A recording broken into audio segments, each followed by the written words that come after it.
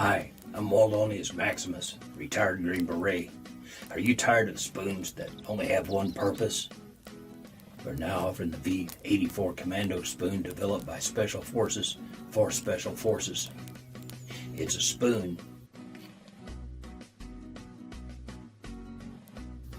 it can be used as a measuring tool. It can be used as a calculator. 1, 2, 3, 4, 5, 6. It can be used as a demo tool.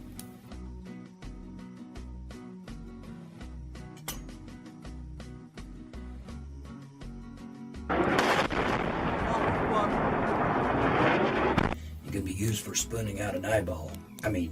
As an interrogation tool. It can be used as a weapon. Take that, Abdul. For the low price of 10 payments of $19.95, you can have your own V-84. And if you act right now, you'll get an extra for no charge whatsoever. But wait, there's more. If you act right now, you'll get 2 V-84s with a matching fork and knife to go with it. Act now. You can get yours by messaging to 1-800-555-DUHH. That's 1-800-555-DUH. And use the special promotion code GULBL. That's GULBL. Get it now.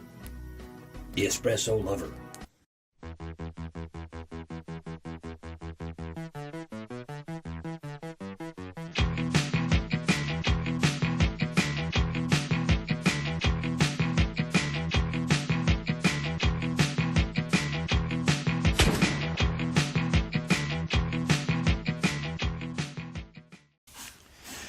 And welcome back to the Bruce Walden Show, the show that dares to ask the question, can we just be honest? I'm going to get into a little honesty. First off, that was a little bit lighthearted. This show is not lighthearted. It's very serious stuff that we're going to talk about tonight.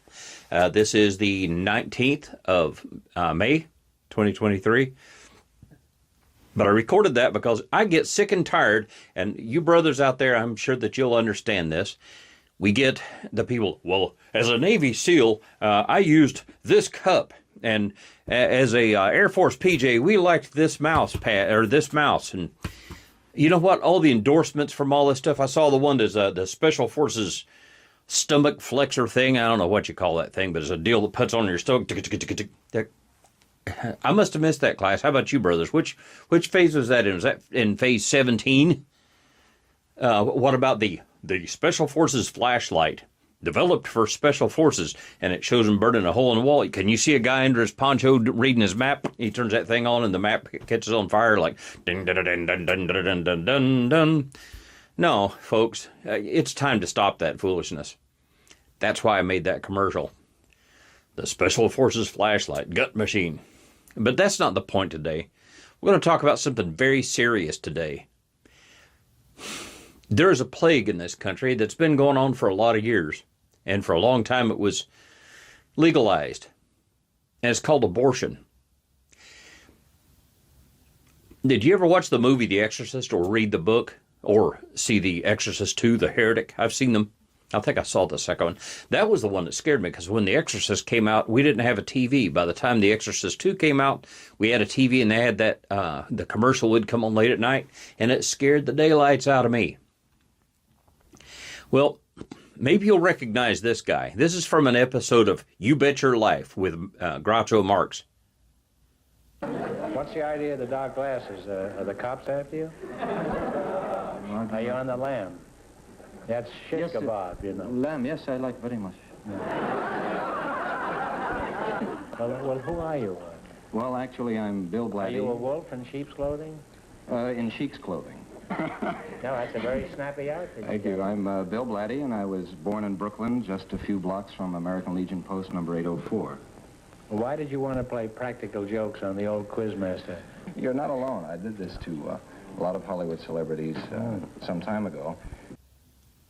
This is a gentleman named Bill Blatty, and he's the guy that wrote The Exorcist.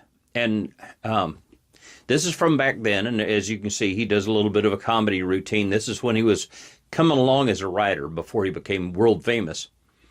in this comedy skit, he plays an Arab prince, but in reality, it's William Peter William Peter Blatty, and he's the guy that wrote The Exorcist. And he wasn't happy about them turning it into a thriller. When they made it into a movie, it was supposed to be a supernatural detective novel, but it was based on an actual possession back in the 40s. Actually, a boy that was possessed, and I always used to listen to the Laura Ingraham show in the morning on 700 a.m. here in Anchorage. I'm in Palmer, but in the Anchorage area, you'd get 700 a.m. Laura Ingram's show was my constant companion every morning, but this one particular Halloween, I can't remember which year it was. It was a few years ago, about 7 or 8 years ago. She had a special guest host that day, and that guy's guest, that just so happened, was William Peter Blatty. He was the guest, and he talked about the book, The Exorcist, and how he was disappointed and all that. But then he said something really profound, and I'm sure I'm going to misquote this, but I'm going to do the best I can. He says, when you have a doctor who delivers a baby feet first, leaving the head inside the womb, and then he pierces the back of that baby's skull with a pair of scissors and sticks in a vacuum and sucks its little brain out so that they can crush the head and pull it out, he said, that's demonic. He said, that, my friends, is demonic. Have you seen the movie Nefarious? I'll misquote that here too, but I'll repeat it as best I can. The demoniac said that basically the best way he could hurt God was to destroy his favorite creation, man. And the best way to do that was to destroy the children, and the very best of all, the wee little babies, the little unborn ones. Did you ever wonder why satanic cults and such live to sacrifice babies? And now the word is getting out on that. If you haven't seen that movie, I recommend you go see it. I wouldn't take the little kiddies. It'll scare them a little bit too bad probably, but it's very realistic as to what goes on in the spiritual world. Say, Bruce, I don't care. We're going to talk. We're past the point of pussyfooting around issues. We're going to talk about things exactly as they are. And like it or lump it, that's the way it's going to be. If you don't like it, turn the show off. For them, the best way to serve their master is to destroy the most innocent, the most blameless of all. In the Old Testament, this was called causing the children to pass through the fire to Moloch.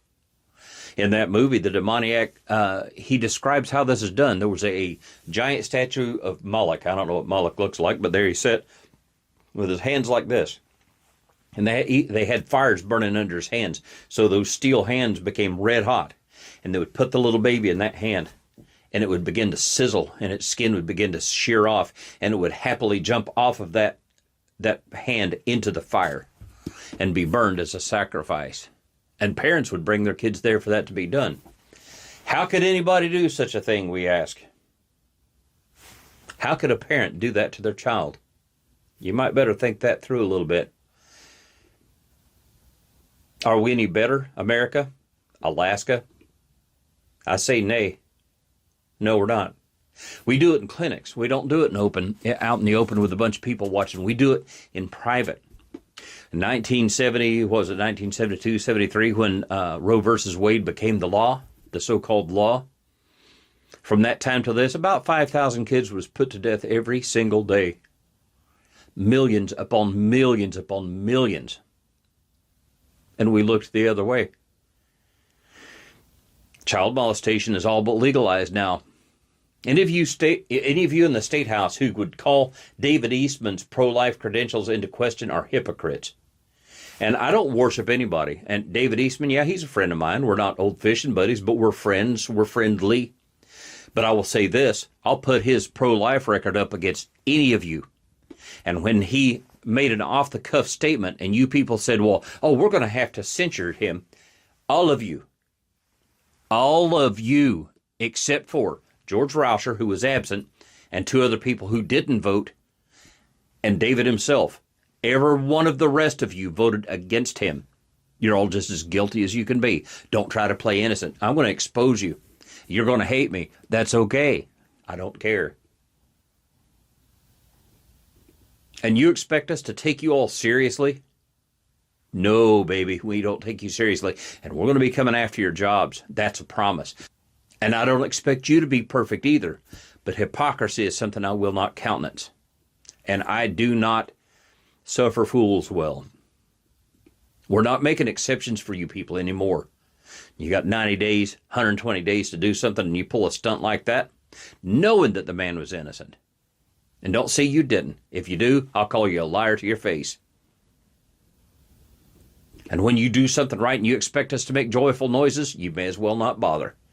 When, like I say, a broken clock's right twice a day. Huh? Or as an old friend of mine used to say, even a blind pig finds an acorn every now and then. We're coming for your positions. We're not going to roll over anymore. But that's not even the issue here today. You'll lose, and you will regret wearing two faces. Trust me on that. But let us stick to the pro-life and the pro-murder agenda. Folks, the former governor of Virginia, I don't remember his name, nor do I care to, and nor would I mention it, because I don't see him as being a threat to anybody politically in the future. And I don't like the guy, and I'm not going to glorify him by raising his name. But he said, well, you get parents that they have a child, and then really they didn't want a child. So what we'll do, we'll make the baby comfortable. We'll make sure it's comfortable while the parents decide what to do with it. Did you hear me, people? You're not even talking about abortion. What's going to be next? A 1-year-old? Oh, this baby cries too much, Doc. Will you put him to death? Oh, doctor, I wanted a daughter, not a son. This isn't working out, so could you just kill this one? Yeah? Old folks, you're next. Listen to me. I'm 60. Old folks, folks like me, folks like you, undesirable old people that are just eating away, you're next. Think it ain't going to happen? Look at Germany. Look at Germany back in the 30s. In the early 30s, the Germans were very civilized people. And as the Nazis took over, they convinced them, hey, just give us your mentally retarded and the less desirable elements in your family, and we'll take care of them. And they took care of them all right. How in the world do you expect to escape the judgment of God with this much blood on your hands? When you have a governor of a state, 1 out of 50 in this nation, who says we'll just make a baby comfortable while the parents decide whether they want to murder him or let him live, or her and let her live. Say, Bruce, I don't believe in God. Here we go again. Okay, so be it. First off, I don't believe in atheists. I don't believe they exist. I don't believe atheists exist. It's not that they don't believe in God. They know he's there. They're just mad at him because he won't let them have their way. That's why they call themselves atheists. You can try to appease your conscience all you want to, but it will catch up to you. I've seen too much of that. But let's assume for a moment that they did exist, that actual honest-to-goodness atheists did exist. And I didn't say honest to God because they're not being honest to God. To get a pro-murder abortionist to agree that murder itself is bad, unless if they know that you're pro-life, they're not going to admit it. They sure aren't going to admit that it's evil, because to think something is evil, you'd have to admit that you believe there's a higher power. Because I can't name something as evil. That has to come from a power higher than I am. But let's say you can get them to understand that just killing somebody, murdering a helpless, innocent person is a bad thing. Can we agree on that? I think most of us can. But let's look at it. If you walk up, take a ball bat, and smash in the head of a 90-year-old woman out here walking down the street with a walker, would you consider that murder? Yeah, sure. Of course it is. Okay, what if that person's middle-aged like me, just retired? Would it be murder then? Why, yes, of course it would be, Bruce. Okay, what if that someone has just graduated high school and they're on their way to college or some job, and the parents just decide maybe they're not so crazy about that kid and he's kind of a rebel like we all were. Is it okay to murder them? Would that be murder? Of course it would. Okay. Let's say some serial killer goes to a playground and guns down a 7-year-old kid. Well, yes, it's murder, but it's the gun's fault, right? Now, it's still murder. As I've said, and I don't want to get in, I will get into the Second Amendment pretty soon, but I was a Special Forces weapons sergeant. I've been around literally probably tens of thousands of guns and probably millions of rounds being fired. I've never seen a gun kill a person yet. Not once. Okay, bear with me for a bit. Be not thou angry at me, and I'll go a step further. What if that little one that is murdered is a year old? He's just toddling around. Would that be murder? Well, of course it would. This is where we go wobbly, though. But some will answer honestly, yes, it's still murder. Okay. How is it not murder to kill a baby 1 second after? How is it that it's murder to kill a baby 1 second after birth, but it's not murder to kill a baby 1 second before birth? This is where they become real shrill. And, well, you're judging me. No, I'm not. You just admitted you're a murderer. If a guy comes up to you and said, hey, I just had an affair behind my wife's back, and you say, well, then you're an adulterer, and they scream, you're judging me. I say, I'm not judging you. You just told me you're an adulterer. So we've come to agree that taking of an innocent life is murder, have we not? Make sure you understand. And I want you, I'm going to go into some stuff here, and I want you to really don't take off on a tangent on me. Listen to what I'm saying. Hitler killed 6 million Jews and about 6 million others. Stalin killed 20 million of his people. Mao, what was it, 50 million of his own people? And then there's Pol Pot, all these others. Look what happened in Rwanda. Millions upon millions, probably a couple of 100 million people put to death. I would think that out of that couple of 100 million, there were probably a couple of bad eggs in there. I'm not justifying what happened. What I'm saying is the vast, overwhelming majority, 99.999% of those people were probably as innocent as they could be. There were probably some murderers. There were probably some rapists, maybe some child molesters in there. I'm not justifying the murder. What I'm saying is, if you take an unborn child, can that life be that life? I said life. We'll talk about why that's life in a little bit. How can that be considered anything other than the taking of an innocent life?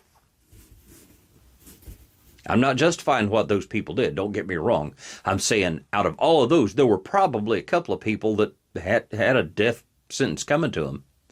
Since Roe v. Wade, we've murdered millions upon millions upon millions in this great big land of freedom of ours. In God we trust. Created, endowed by our Creator with certain unalienable rights by our Creator, Almighty God. And in this great big land of freedom, we put our children to death. And when Roe versus Wade was overturned here a few months ago, Alaska, it's still perfectly legal here. When are you going to take the lead, Governor Dunleavy? When are you going to take the lead? Okay, let's dispel a few myths about abortion, shall we? Myth number 1, the baby is part of the mother. Well, that's not exactly true. Certainly, the baby cannot at first survive without mom. He's got to have mom. She's got to have mom. At the same time, that same baby could not exist without dad, but dad is discounted from the equation. Strange about that, isn't it? A woman decides, I'm going to go and get an abortion, and dad's never consulted on it. Well, we're not married. Doesn't make any difference. That dad's still a dad, and he needs to step up. Now, that little baby in there is its own individual, but let's look at some things. Mom has her own DNA. 100% it's hers. Dad's got his DNA. 100% it's his. From the time he's conceived to the time that he dies and rots away, and way beyond that, because, man, they're still extracting DNA from the mummies from ancient Egypt. That DNA is always going to identify that person. That baby gets his mitochondrial DNA from mom. He gets his nuclear DNA from dad. But that baby, that little child, that baby girl, that baby boy, has DNA that is distinct and unique only to them. You can take that mom and take out a plug of her hair and take that root, and you can do a DNA sample there, and it will have the same DNA as if you take it from her big toe or from her belly, whatever. It has her distinct DNA. That baby has its own distinct DNA. So we've established it's a different something. Now, it's easy for me to talk about this stuff biblically, talking about passing through the fire to Moloch and the shedding of innocent blood and so forth. That's easy for me. But I'm going to talk to you scientifically for a minute. And as I've said before, science and the Bible are not mutually exclusive. So let's go on with this. So whatever that thing in there inside the mother, whatever it is not part of the mom. If mom has a tumor growing on her, I defy you, take DNA from that tumor and go and do a test on it and see if it don't have the same DNA as the mom. That's part of the mom. It may be a part she don't want, but it's part of her. Myth number 2, that is not a human. It is an unviable tissue mass. Anybody ever see The Homecoming, that old movie that became the pilot to the Waltons, and little Elizabeth said, well, I'm not going to have babies. When I grow up, I'm going to have puppies. Well, it don't always work that way, Elizabeth. Bottom line, I have never seen a woman give birth to anything that was not a human baby, nor have I ever seen anything that's not human give birth to a human baby. So now we've established that that thing there is A, its own individual self, and B, human. At least sort of, and I say completely, and I'll show you why here shortly. Just bear with me. I know you're chomping at the bit. Bruce, I'm going to rebuke you. Rebuke away. Listen to me. That baby isn't alive until it's unborn. That's myth number 3. Or at the point before which the mother is comfortable with murdering their own child. Living things grow. Here are 4 irrefutable facts. Living things grow. If you're sitting under the sound of this voice, if you're watching my ugly mug on the screen right now, you're growing. As I sit before you, sipping another drink of this mighty fine Russian tea. Boy, that's really good too. If you're looking at me right now, you see me sitting here, I'm growing right before your very eyes. I might not be growing in stature. In fact, some of us, we begin to shrink up a little bit as we grow older. I find myself shriveling inward, getting a little thinner as I grow older. I'm glad. I was afraid I'd get huge. But I'm growing right now. I just did that, and skin, little dead cells, come off with each scratch, each rub. As those grow off, this body is growing new ones to replace them. And as that hits the floor, or hits my desk, or hits my chair, there are little bitty critters, little dust mites that they put on their bib, and they start chowing down on those little, that's pizza to them. They're having a blast. It's a Friday night, and they're loving it. They're going to go there and watch TV with me here in a little bit. You and I are literally growing up to the time that we die. And when we die, the old cells that are in our body, the ugly little microscopic critters inside your guts, that's when they put on their bibs and they break out the silverware, put on their best tuxedo and evening gown, and begin to dine on you. When you're sitting here right now, you're filtering out dead cells on the inside of your body. It's being passed through the urinary tract or through our defecation and so forth, and we're getting rid of those dead cells. But we're growing new ones until the day we die. So there are 4 scientific facts that you have to accept, and if you do not, you're admitting to being unteachable. 1, if there's life, there is growth. 2, if there's growth, there is life. 3, if there is no life, there is no growth. 4, if there is no growth, there is no life. You're alive and growing until you give up the ghost. Then these microscopic bacteria, they take over and they eat you. Disturbing? Yep. Truth? Yeah. Well, except for the bibs and all that stuff. Other than that, it's true. Yeah. I started to say to me, it's not about me. It's irrespective of me. Everything that I just said is 100% true for every human being that's ever walked the face of this earth. From the moment of conception, before the mom or dad has any clue that conception has taken place, that fertilized egg or zygote splits and doubles in size the first 24 hours. Boom. You will never in your life experience that much growth again. And if there is such a time, I'm not going to have the nerve to walk up to you and tell you I don't believe you're human. If somebody doubles in size in a 24-hour period, I'm going to be running really fast in the other direction. So even if we could suspend disbelief and assume that life does not begin at the moment of conception, which it does, there can be no valid doubt that when a cell divides and then turns into a 2-cell organism and doubles in size, it takes great faith to suspend enough belief to allow yourself to believe that's not living. I personally believe that life begins the moment the sperm cell enters the egg. I think science backs that up. You can differ with me all you want to, but science backs my side up, not yours. Myth number 4, abortion is a harmless medical procedure. No, it results in the termination of a human life. It doesn't matter if you're an atheist or a holy rolling Christian. It can hardly be argued that murder is a good thing. At this point, we have determined scientifically that A, this is an individual with its own distinct DNA. B, it is a viable human being, not a simple tissue mass. C, It is alive if it is growing, and growing if it is alive. And that living creature, that little baby, can be classified as nothing but innocent life. So terminating that life can be only one thing: murder. Murder is bad, really bad. It's wicked. And it's an abomination in the eyes of God, I believe. Well, believe in God. Okay, so murder's okay then? Notice I didn't say evil, because only those who recognize true good, godliness, can understand that evil exists as an actual force. That force is Satan himself, the enemy of mankind, the enemy of God.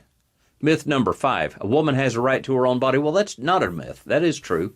That's 100% true. That is guaranteed in our Constitution.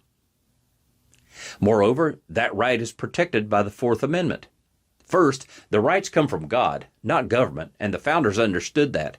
Jefferson wrote in the Declaration of Independence that we're endowed by our Creator with certain unalienable rights, that among these, not limited to these, but among these are the right to life, liberty, and the pursuit of happiness. One of the rights not put down in that document comes out in Amendment 4. Which says, in part, and that's just the first part, says the right of the people to be secure in their persons, houses, papers, and effects against unreasonable searches and seizures shall not be violated. That expectant mother has these rights. Does it stand to reason that Junior does too? Does it not stand to reason? I say it does. Should he not be secure in his person and in his home? And in this case, the home is Mom's womb.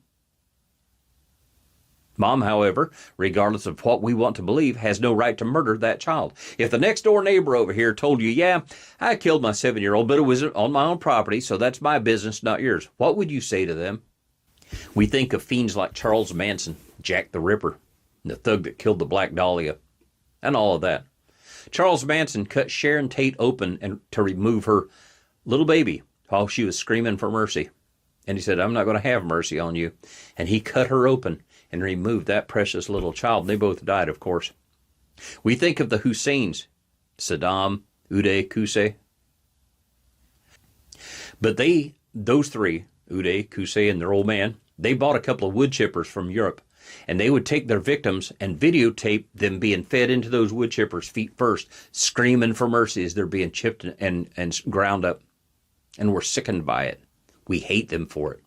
But we turn a blind eye to the abortion clinic right down the street that does the same thing to a little innocent baby. Think about that, America.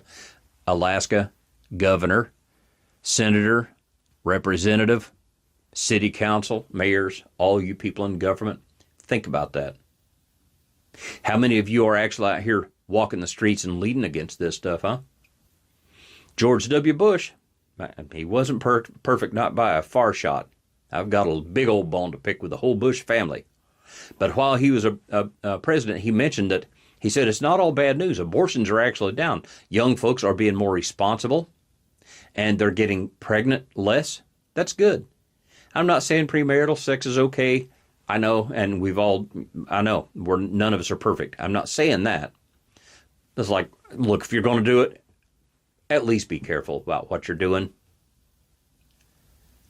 In fact, I see things going on right now. I think it's called Operation Heartbeat. I hear Glenn Beck talk about that. I sound like I worship Glenn Beck. I don't, but I like him. I like the guy. He's getting it right. And Operation Heartbeat, if that's what it's called, you can donate to this. And they go around and they give sonograms to young expectant mothers. And more often than not, when they hear the heartbeat of their baby, they realize this is a living human being growing inside me. And they choose not to terminate their pregnancy. In other words, they choose not to destroy and murder their little baby. People who have had abortions and they see the light and they realize what they've done, man, my heart goes out to you. I don't know how in the world you could. My first wife and I lost 2 children, very, very young, and they're in the womb. I miss them every day. Those are 2 little babies that I don't get to hold. Those are 2 sons or 2 daughters that I never got to bounce on my knee and rock them to sleep and read them bedtime stories or any of that kind of stuff. Those are 2 that I'll never see walk across the stage at graduation time. Say, what about rape or incest, Bruce? Okay, we've established a few things. If you were paying attention, we've established that that's a living human being, its own human being, and that it's perfectly innocent. I hate rapists. May God forgive me. I'm not going to sit here and lie to you and do the Little House on the Prairie. I dislike them to a point just short of hatred. No, I hate them. I know that's wrong. I know it's a sin. I need to get victory over that, but I'm not going to lie to you about it. And I can call it something other than hatred, but it's not fooling God. He sees right through it, and I hate them. Rapists and child molesters, I despise them. I believe that if you commit rape of a woman or a child, you should be put to death. And I'm not the only one saying that. They're saying it in Florida. Governor DeSantis, he said, all right, if you rape a child, that's a death sentence. Isn't it a good thing, Governor Dunleavy, that we don't have the death sentence in Alaska, the death penalty, because you might have to make a decision on that? Those who commit incest, you're the scum of the earth. And when you go to prison, I want your new boyfriend in your cell to know why you're there. I want your dance card to be filled every night. I would love to get a skywriter or get somebody to haul a banner behind a plane if I knew that a short-eyed child rapist was going into jail, and fly by with that plane, letting everybody in the prison know why that person's there. I had a brother who did time. He lived in Huntsville, Texas for 18 to 24 months, and it was a manslaughter charge. It was involuntary, but he pled guilty to avoid worse. And it was... Well, there's a whole other story. I'll tell you that story sometime. But he was telling me, he said, in prison, there's a hierarchy. At the top, you got the murderers. Nobody messes with a murderer. He could be a pencil neck geek, but nobody messes with him because, A, he knows he's either going to be put to death or he's in there for life. He's never going to see the light of day again, so he has nothing to lose to kill you. Nobody messes with him. He's already committed murder. He'll do it again. Down near the bottom is the rapist, because all those guys have sisters, and they got girlfriends and moms. But right down at the bottom, right under, it's like rapists, the dog manure you wipe off your boots, and then child molesters. And when you go to prison, baby, yeah, they got your number. Yeah. Rapists and child molesters should get the death penalty when it is proven to be actual rape or actual child molestation, when it's actually proven. I could go into that. I will do that at another... We'll talk about some of that stuff when we go into the human trafficking here pretty soon. But folks, if we believe that that little tiny dot on a sonogram is a living human being, I ask you, with whom did that tiny little innocent thing, with whom did they commit incest? Who did they rape? What about that? Is that that little child, that little baby growing in the womb, do they deserve murder? Do they deserve to be put to death because their dad was a dirtbag? Ponder that question a little while. Okay? What if it comes down to the life of the mother? All right? I can say this. Now, my mom, she had a bunch of kids, and I was the second to last one, and I was the youngest one to survive. But had they gone to her and said, Mrs. Walden, I'm afraid that this pregnancy that you are experiencing right now will cost your life. We've got a choice for you. You can have the baby live and you die, or the baby can die and you can live. She would have given her life for me. That's the kind of woman that Mom was. She wouldn't have hesitated with that answer. But here's the real truth, folks. Women dying from pregnancy, it is such a rare thing as to be a statistical non-existent thing. It doesn't even really exist, because now we have that. If they can take an egg out of the womb and they can fertilize it in vitro and replace it in the womb with something that microscopic, they can take that tiny baby that is threatening the fallopian tube, or I think that's where a lot of the problems come from. They can take it out and put it in the uterus where it belongs. And if that mom says, well, or if the doctor says, if you carry this baby to term, you will die. There are people that will come up and say, you know what? I'll be the surrogate. You let me bring that baby to term for you. There are people that'll do that. Some of them do it for a fee. Some of them do it because they're sweet people and good-hearted. My first daughter, We went to Lamaze classes. We were ready to rock and roll. We were going to go in there and have a totally natural birth. My wife went into labor. It's the weirdest thing. And this is true. Some of you dads might have experienced this. I felt pain when my wife felt pain. I go, oh, my back. Boom. And I'd tell her, say, here it comes. And she'd have a labor pain. That's actually true. And we went into the hospital. And they told me, said, Mr. Walden, your wife's having a difficult birth because every time she'd have a contraction, our daughter's heartbeat would come way down. And they said, we think that the umbilical cords around her neck, we're going to have to do an emergency cesarean section. You have to stay here. They took her back to the emergency room. And 9 minutes later, that Mr. Walden, you got a healthy baby girl. And I looked in there, and there was my daughter, Roseanne, and she's not like most, because I saw all three of my other kids being born, and they come out and they look like something from Mars. But my daughter, Roseanne, didn't have to go through that, so she came out, man, she is bronze, she had good color and everything, and everything was really just hunky-dory, except for the fact that Mom had to recover for a while. The cases where the mother, her life is truly at stake because of having a baby, yeah, those don't really happen. Say, well, I know somebody. Yeah, I know there are exceptions to the rule, but there's ways around it now, man. Trust me on that. I had my quadruple bypass, and it was so humdrum when they finished. I was like, man, we can go back there and do that again right now. These operations that a generation ago were really risky, it's no big deal now. It's kind of run-of-the-mill stuff. If someone said to me, Mr. Walden, your wife will die if she has this baby, if she brings this baby to term, first thing I'd do is a lot of praying. But the real truth is, with modern medical procedures, yeah, it's not really a thing anymore. Okay, let me ask you something. Let's say you have a mom, and let's say you can spin the clock back a couple of centuries, and you had a mom who was deaf and a dad who was a drunk, and they're living in basic poverty, and you knew that this child was going to grow up in poverty, and that he already had a bunch of older brothers and sisters. Would you put that child to death? Would you abort that baby? Yeah. You just killed Beethoven. Think about it. What if you had a kid, his parents are Jewish, and he was growing up in a Germany that was becoming more and more fascist, and you knew that at some point he was going to be living in a Nazi Germany. He would spend part of his life during the Holocaust. Would you put that child to death to save him from that? You just killed Einstein. What if you had a mother who had 3 kids at home, each of which was difficult? And so much so that the 4th kid was born in a hospital. Number 5 was born on a gurney, getting ready to go in for their going into the delivery room.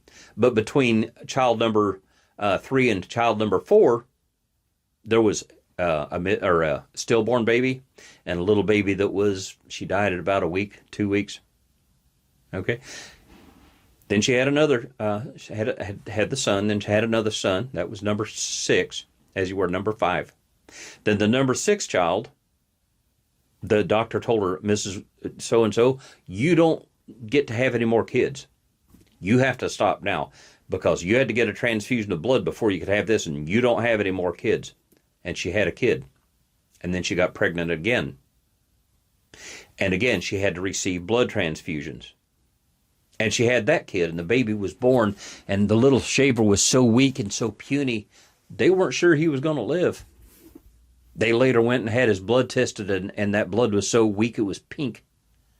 As a matter of fact, after that little one was born, yet another kid was born who only lived a week and died. Should the mother have killed that 7th kid? The little puny blood kid? That was me. You just aborted me. You just murdered me. I'm happy to report that at 60, I've never felt better, except for a few aches and pains. And I went on to overcome a lot of difficulty, and God's been with me. My dad was born a month and a half premature in the mountains in Tennessee where there were no doctors. I mean, his mom was a midwife. In fact, she's the one that delivered my first 3 siblings. But Dad was born a month and a half premature. He's a little blue baby. And Grandpa built a little wooden box and lined it with soft stuff and put him in there and kept him near the stove. Dad was born in April. It's still a little bit chilly down there in Tennessee.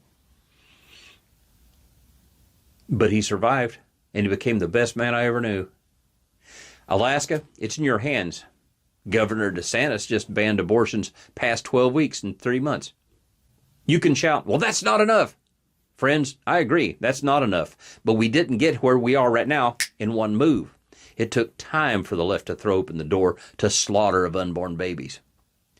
Ms. Sanger, who was such a proponent for abortions. And you know why? Because she wanted to kill off little black babies. And you fell for it, America. And you pastors down there in the South and other places, were the pastors of the predominantly black churches, she came in and told you you're having too many kids, you're not going to be able to support them, you need to start aborting babies, and you went along with it. Shame on you. And you call yourself pastors. Of course, those guys are all dead and gone now. I hope that they, and Ms. Singer, I hope that they found redemption before it was too late, but you fell for it. We'll all stand naked before our Maker one day. You preachers that went in for that, boy, I hope you made peace with God before it was too late, and God help us. What say you, Governor, Representative, Senator, all the rest of you? You going to sink from this one too, or are you going to stand up and be counted? It's not enough to say that you're pro-life. This is one of those situations like hundreds of others where you have an opportunity to lead. Now it's time to start leading. Ladies and gentlemen, we'll talk more about this too, because this is something that develops constantly. May God bless you. May He bless our state. May He bless our country. If you like what you're hearing, subscribe, share it, pass it around. Very soon I'm going to be able to put up an email address, phone number, stuff like that. So save up your hate speech or your Bruce, I think you're doing a good job, whatever. Save it up so we can talk about it later. But folks, do pray much for Alaska. Share, like, subscribe, and we'll talk to you again soon. Good night.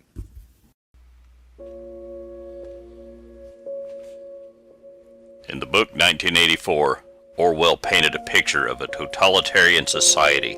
It was a society overseen by the ever-present Big Brother.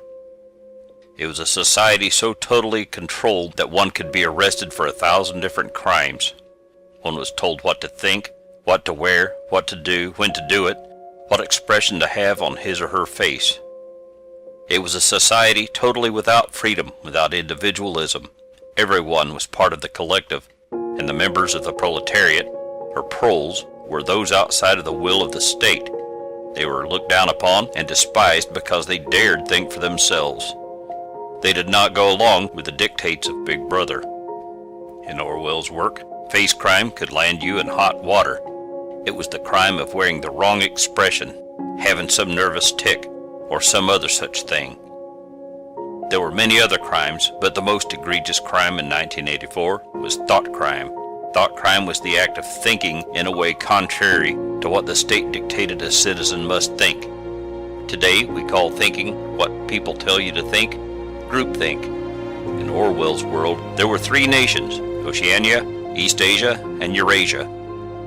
At times, the enemy of Oceania was East Asia, and at the will of Big Brother, the enemy became Eurasia, and that was that. Eurasia had always been the enemy, and so it went.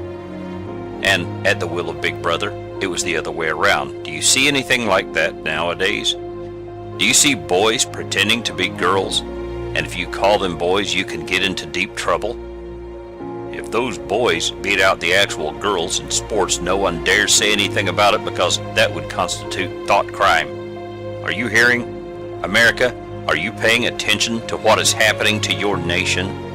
Are you seeing what is being done in Western society as a whole? Do you see a situation wherein there is a people who have sworn our destruction, but if you dare point it out, you are then called a bigot, an Islamophobe? You committed a hate crime in protecting this nation. If you point out that the invasion that is set to destroy our economy is coming across the southern border, you are obviously anti-Hispanic. So saith Big Brother, so let it be written. Is there a society today that demands that you think a certain way, and if you do not, that society is ready to insult you, assault you, even destroy you? Does Orwell's terrifying vision sound familiar? Is this the America we want? Far too many Americans forget a couple of things. First, the First Amendment does not give you the right to free speech. That right was given to you by Almighty God, your Creator. The First Amendment names it as a protected right, and it guarantees that right. The citizens of every country have the right to speak words that are not offensive. The First Amendment guarantees the God-given right to say things that just might step on toes. Huh? Think about it. Are we living in Orwell's 1984? In the actual 1984, we had a president who loved this country more than his very own life. We had a president who took a government shamed by Watergate and the downturn of the Carter years and set it back on its feet. He took a military that was totally demoralized and made us proud again. We were standing tall and marching strong again. In the actual 1984, we had just defeated the Cubans in Grenada. We had, or were in the process of putting Iranians and Libyans in their place. We were running communists out of Central America. We were becoming a free hemisphere. Oh, and we put the Soviets to flight out of Afghanistan. In the actual 1984, we had Republicans and Democrats who might disagree vehemently, but they could come together in an effort to do what was right for America. We had strong allies and good neighbors. It was a great time to be an American. In the actual 1984, we were coming to the end of 3 strong years of that man's leadership, and were asked to choose between more economic growth, more national pride, more greatness, or to choose to return to the Carter years. The famous campaign commercial of the time stated simply, "It's morning in America." It was a bright morning, and we were happy, yes, thrilled, to re-elect Ronald Reagan by the greatest landslide in U.S. history. Are you old enough to remember? Do you recall the pride we felt during that year? Do you recall the feeling of hope we had each day when we got up, went to the job, turned on the radio and listened to uplifting, fun tunes? I do. Do you remember when the boys dressed sharp and the girls dressed classy? I do, and I'll never forget. It seems we as a nation have forgotten. I ask you, which 1984 do you want? Do you want to live in Orwell's novel? Because if you look around you, that is precisely where the left wants to take you.